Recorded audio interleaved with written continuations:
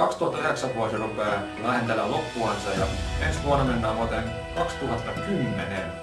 2010, nyt se mennään pitkällä. Ja niin kuin kaikki on huomannut, että koko meidän yhteiskunnassa on hirveät muutoksia. Muutosvauhti on tosi nopea. Niin kuin me edetään niin kuin koskessa, että melotaan siellä hirveä määrä.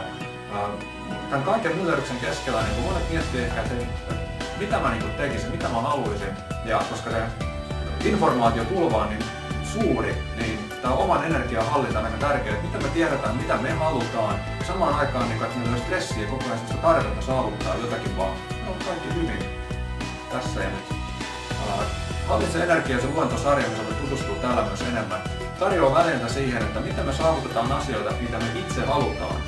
Ja samalla nautitaan tästä hetkestä. Ja tässä on tärkeä pointti, eli kyse ei ole saavuttamisesta. Saavuttaminen on suunta, mihin halutaan mennä. Riippuu, että me ollaan tässä hetkessä, valitaan itse, missä me ollaan, mihin halutaan mennä.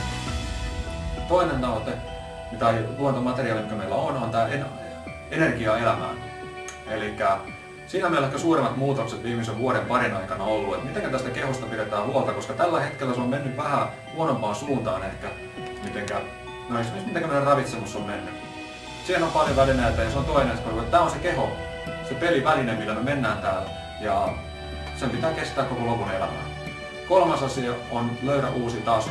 Eli sen jälkeen kun me pystytään saamaan asioita, tekemään niitä aikaiseksi, nautitaan myös tästä, niin me voidaan myös nousta aina uudelle tasolle, että miten me hallitaan omaa kehoa, omaa fyysistä energiaa, omaa emotionaalista energiaa, eli positiivisuutta, suunnataan sitä energiaa ja mikä tärkeintä, suunnataan se niihin asioihin, mikä meille itselle on tärkeää.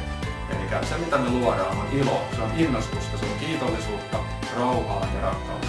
Nämä on ne aiheet, mitä me käsitellään tässä luentosarjassa. Tutustu niihin lisää.